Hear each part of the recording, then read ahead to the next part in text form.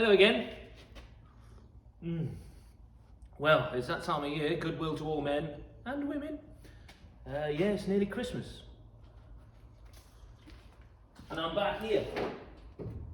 So I'm well in the full swing of a new job now, so I'm filming this on a weekend. But I've got some fuel with me today. So the big plan is to get this fired up and moving. Or I might be a little bit ambitious. I at least want to get it fired up. I'm going to talk you through certain bits and bobs and how I'm going to do that as well, and what an engine needs to fire up first and foremost. So yeah, welcome back. And this will be the last video for a while as we hit the Christmas or holiday period. And I sort of want to spend less time in here freezing and more time at home with family, obviously. So without further ado, let's get on with this. Tea. I'll be careful not to scratch my paintwork. So, first thing you want to do when you're trying to get an old engine of questionable or dubious condition going after an unquestionable amount of time is you need to make sure it's free. So the last thing you need is for water to have got in there somewhere and to rust and seize the engine. So as I'm sure you know, there's the pistons that move inside the block, and if water gets in one of those, yeah, that'll seize the engine. There's other steps to follow. If that is the case, you can soak these chambers with oil, you can take the heads off, try and free it that way. It depends on the severity of the stick. However, the easiest way to determine whether or not that is seized or not is to get a socket on the end of the crank and to turn the engine over manually, which if you go back a couple of videos, you'll see me do. I did at the end. It's a couple of videos ago now. And what you want to do is you don't want to get a motorised or electric or air tool ratchet on there. You need to do that by hand, so that you'll be able to feel that crank and the pistons moving inside the engine through that bar. And what you want to do is do a full 360-degree rotation, as in turn the wheel the whole way around, so that you can get a full rotation of the engine. If there is any rust or rough spots in there, as you feel it going, you'll be able to feel it as that piston or the rings try to move past that rusted part. So that's how you can get a general sort of gist, a general idea of what the engine's like. Now, when you're happy, usually if the engine's old anyway, I would take the spark plugs out and put some oil down them anyway, just in case. I mean, it depends how thorough you want to be. Now, they did tell me that this was a runner before I got it, but they couldn't get it running or show me it running. It's a classic. So that means it's a non-runner. So that's the first thing. You want to make sure it's not stuck. And then the next thing, you want to at least have a look in the engine. You want to get at least eyes on at some part of the internals of that engine. Whether that's taking the rocker covers off, or if it's not in the car, it's a little bit awkward, taking the oil sump off and having a look in there. That will give you a general gist of what it's like. And depending on how severe you want to go with it, you can drain the oil and you can have a look in the oil as well. In the oil, you're looking for big chunks of metal or Lego or Meccano or any big danger signs to go, this engine's knackered, don't try to start it. And then you can check the oil as well for swarf, so if you've got any bearings that are worn or what have you in the engine. So yeah, general maintenance stuff. So make sure it's not stuck. Have a quick look at some parts of the inside of the engine. If it looks clean, or my favourite saying is, if it looks good, it probably is good. So that's that, and I'm at that stage now because I've been doing that slowly over time. So that leads us on to what an engine needs to actually fire up. Ooh, fiberglass. Oh, you can't beat a cup of tea. So there are two types of petrol internal combustion engine. Well, there's loads of different types. But for the purpose of this, the two main popular ones are 2-stroke and 4-stroke. Ignore 2-stroke, that's not what we're on today. So we're talking 4-stroke engines. Oh. Now that works. It's called 4 strokes because it takes 4 strokes. So the first, well, it's suck, squeeze, bang, and blow. So the first is suck, where the piston is pushed down and creates a vacuum in the chamber and the inlet valve opens. And that sucks fuel and air mixture into the piston chamber. The second is squeeze. So that's when it's reached the bottom of its stroke and it starts to come back up. And that piston then, once the valve is closed, squeezes that fuel and air mixture together. That's the second stroke. The third stroke is bang. So as that piston reaches the zenith, that's our word for the day, of its stroke, of that second squeeze, the second stroke squeeze, the bang, the spark plug will ignite that fuel and air mixture and will force that piston back down. That's the third, and that's the power stroke. Now the fourth stroke is at the end or the bottom of that bang. The exhaust valve will open, and then the momentum of that of the crank will force the piston back up and will eject or blow all the exhaust fumes out of the engine and down the exhaust pipe. So those are the 4 strokes of how that engine works. And from that, we can discern what that engine needs to run. So the most obvious one is, and I can hear you shouting out, it's okay, put your hands up if you want to speak. The first one is petrol, right, or fuel. That's a big obvious one, because without that, no bang. The second is compression. It needs to be able to compress that chamber. If it can't, there's not going to be much of a bang. And then the third is the spark. So it needs that ignition, that spark, to ignite that bang. Everything else is by the by. That gives us 3 fault finding procedures there. That's a 3-step, a 3-phase to our fault finding procedure of how we're going to get this engine running. Fuel, compression, and what was the last one? Spark. So 1, fuel. And these are going to be dissected into their own little menus. So 1 is fuel. Is there fuel in it? 2, is the fuel getting from the tank to whatever your fuel system is, whether that's an injection fuel system or carburetted fuel system like this one. Is that fuel system operational? So are your injectors clogged? Or in this case, is your carburetor working? How are your jets? Are the needles stuck? I don't want to get into a conversation about carburetors because there's a whole video in itself. But that's how you fault finding fuel. Is it got fuel? Is it getting to the fuel, make it do the thing?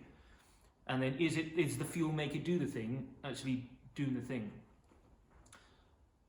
Once we're happy and the engine's getting fuel, the second will be compression. And that's an easy one to do. It's an easy one to check anyway. It's not an easy one to rectify.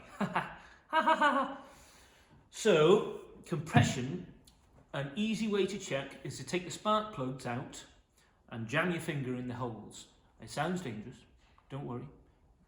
What did my dad always used to say? Never put your fingers where you wouldn't put your penis. Your fingers aren't in danger, you just plug in the hole where the spark plug went. And as you'll feel it start to suck as that piston moves down, and as it comes back up, you'll feel the compression trying to push your finger out of that hole. I mean, it's not great, but it's a rudimentary way of working out that it's at least got enough compression to compress some sort of air and fuel mixture. If you want to get really pedantic about it, there's not vacuum gauges, there's pressure gauges that have like an attachment and can go onto that. I have one, it's not here, don't worry about it. I'm not a professional, so I'm going to give it the old finger. Usually, in some cases, as the engine warms up, those rings which are on the pistons, which cause the vacuum and the compression, can free up depending on how bad they are. There are additives then that you can introduce to the engine or the fuel system to then help lubricate and free off those rings. Usually in the form of seafoam or Barryman B12 or stuff like that. So that's compression. And the third one will be, why do I keep forgetting one? Electronics. My favourite, electronics. Well, this part, the electrical digital collocutions in there, lovely, fine. I'm a big fan of that, easy peasy, because you can't, it's just, it needs to do what it needs to do. Inside the car, when you're talking fans and heaters and wiper blades and lights and things, I'm not a fan of that. And I'm not a fan of that because I have to break my spine leaning like upside down and back to front under the dash to try and fix things. I hate that, and I always leave it to last. I digress, apologies.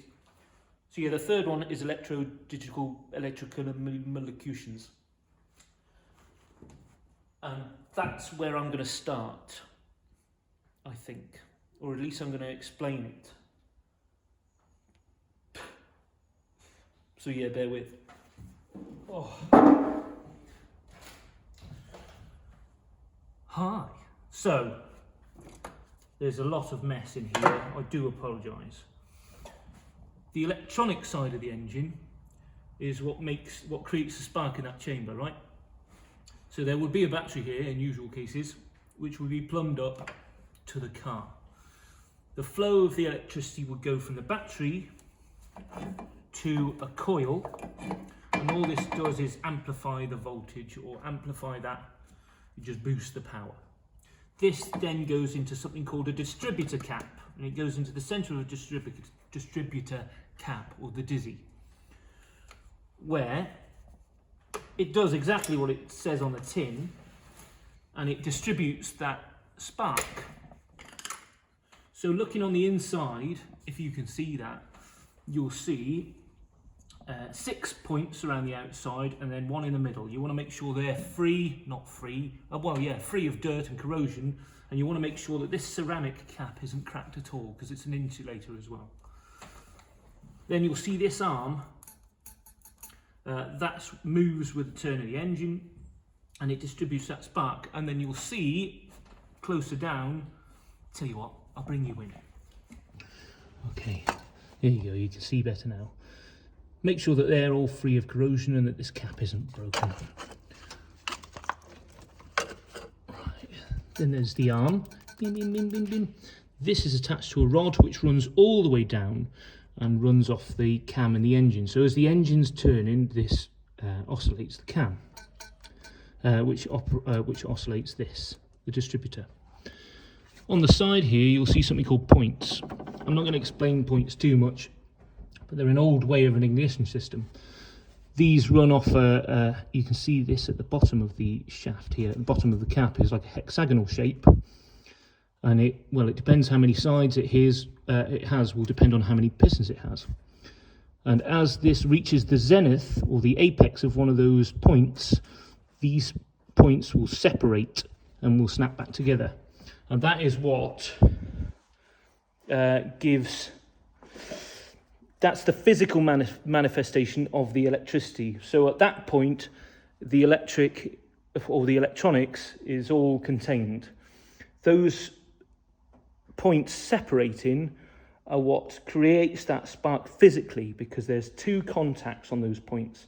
And as it reaches the apex of one of those points, of one of those on the shaft, it separates and causes the electricity to have to jump from one point to the other, which physically has to physically manifest that electricity so that it's there.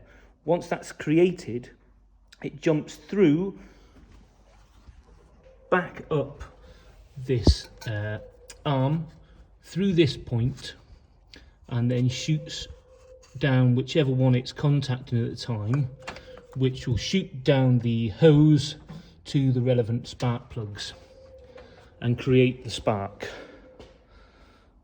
Right, it's a lot more complicated than that, but that's it in the gist of it, all right? So yeah, I'm going to dig into that and I'll get back to you when I'm done. And I'll let you know if I find anything wrong or worthy of showing you.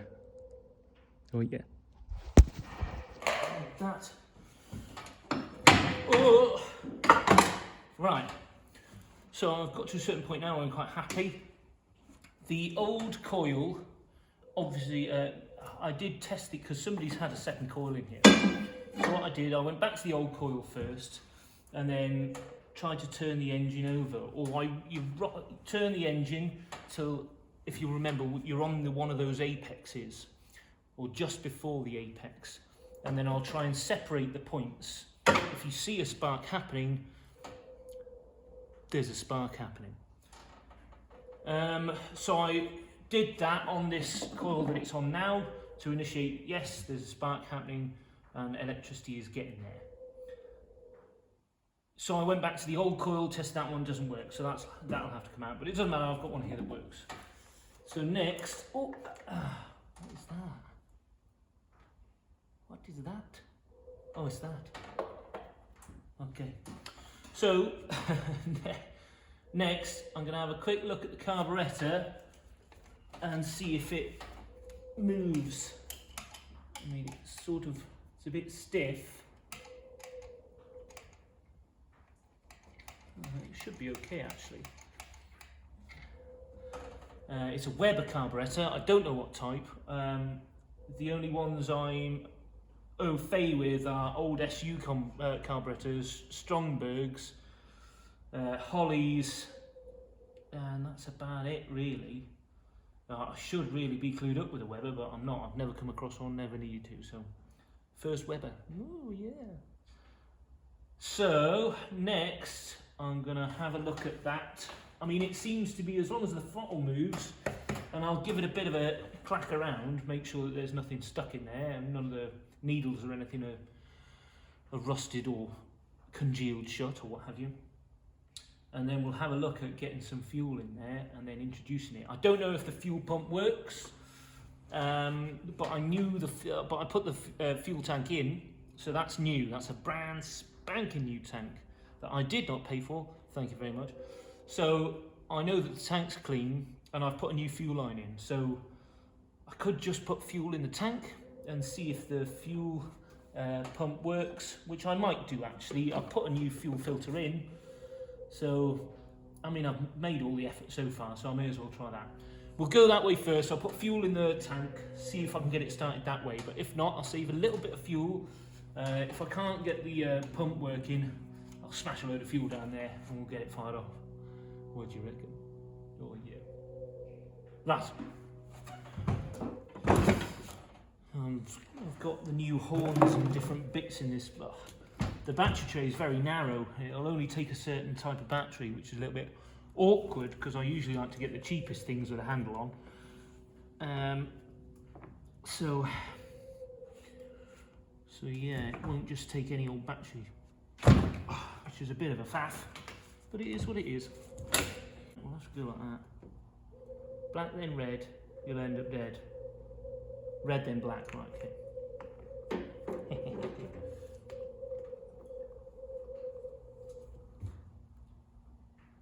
Did you hear that owl then? I mean, that's definitely not on there properly, but we'll give it a go.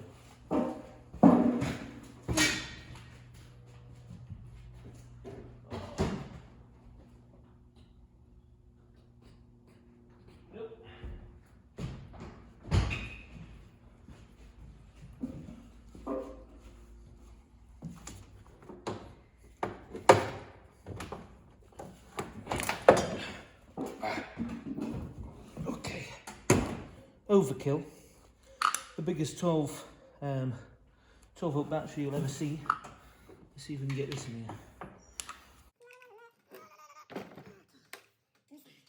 Oh, not quite. Was that you? Disgusting. Fucking battery.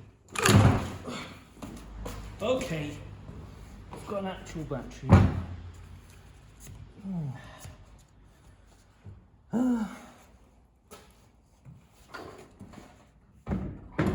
Ish.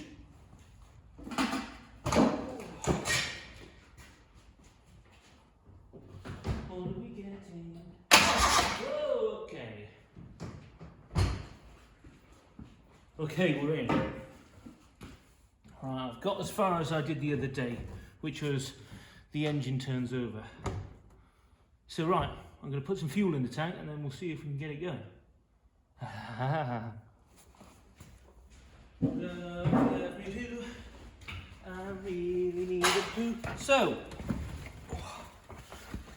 one of my favourite parts about old cars like this is the quirky design. I mean, it's quirky now, but back then it was groundbreaking. I say groundbreaking, it was just, a lot of it was experimentation to see what worked.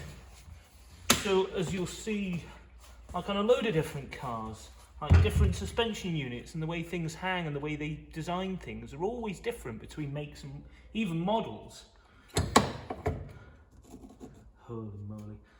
And yeah, it's just interesting to see what was around and what evolved and what died from back then. It's just an interesting thing, and that's what I like about old cars, because you'll find some that are completely different. Oh, I'm spilling fuel there.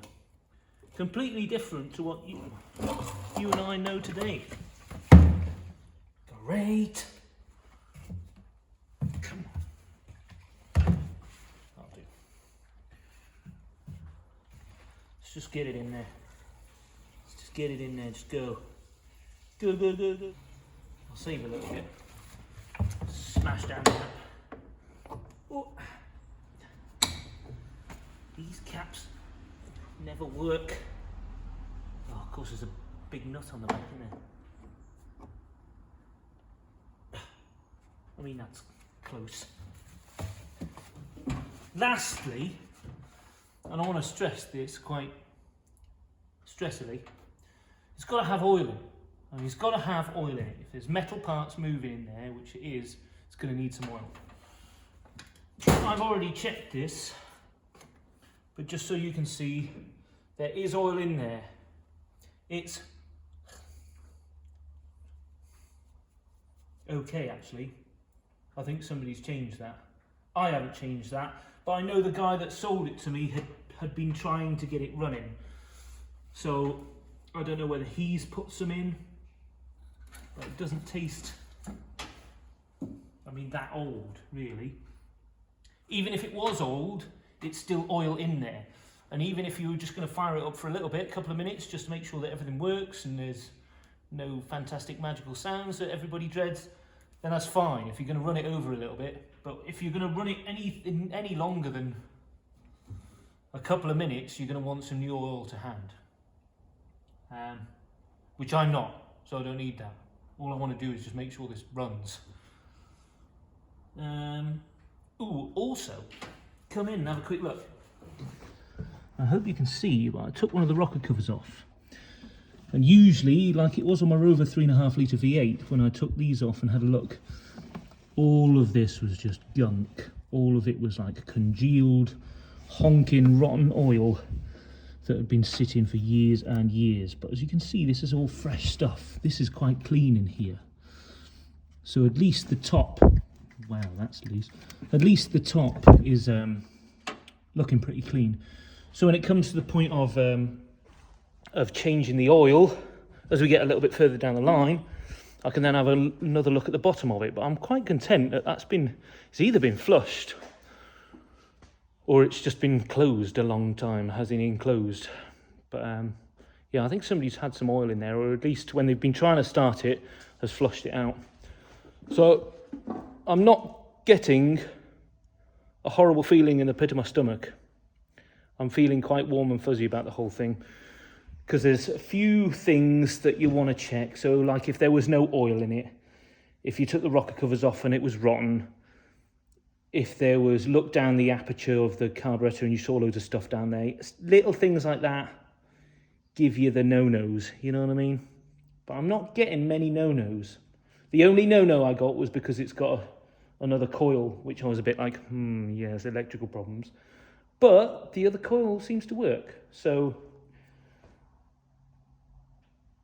let's get that cover back on and let's see if it draws fuel from the tank.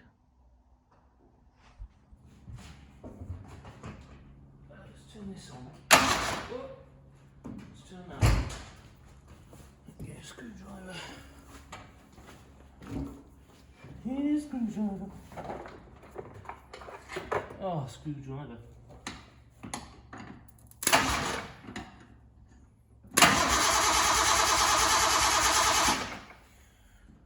If you can't see, I'll bring you in. Right, let's give this a start over. There's a part of Ford's I do not like on old Ford engines. That's with the ignition on. There's a starter relay here, which I can bridge to start it, which I think is ridiculous and just aids in cars getting stolen. But for the purpose of this, it's quite helpful.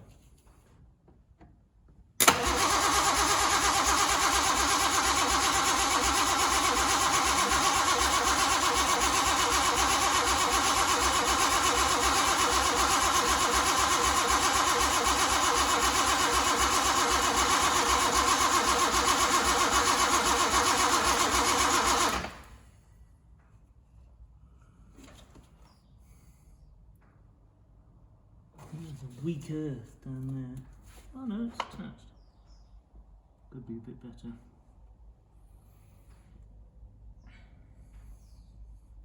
What am I missing? Spark plugs are in. They're in. We're getting spark.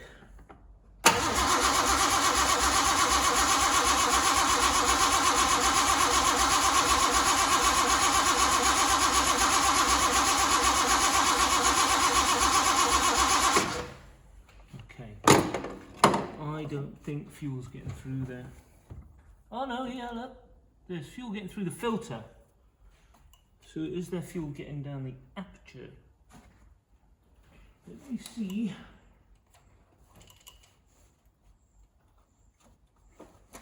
Okay, mechanism's on the back. Let's try again. Whoop.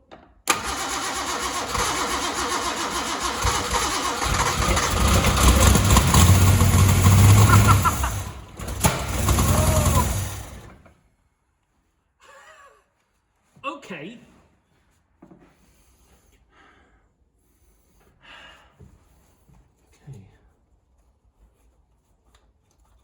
I don't know how it works. I don't know if there's an accelerator pump in there or not. I'll have to do some research on a Weber tonight. If anyone knows what Weber carb this is, please let me know.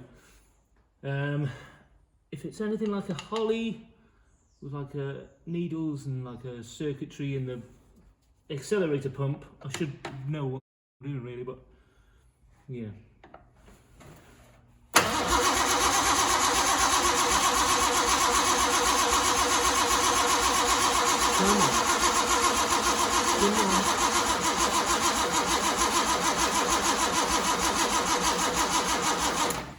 Okay.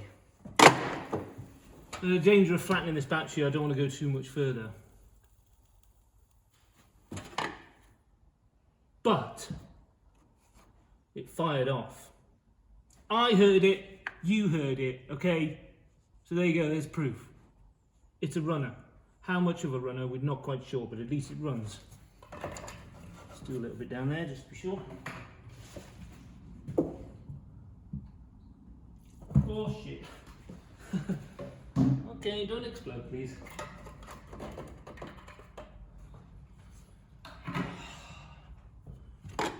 Don't explode.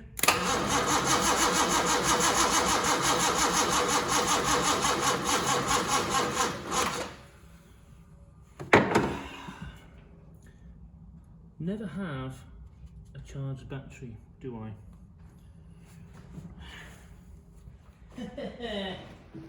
Oh. Ooh. Oh no, cup of tea, stone cold Steve Austin now. So it's a classic, guys and girls. Battery's dead.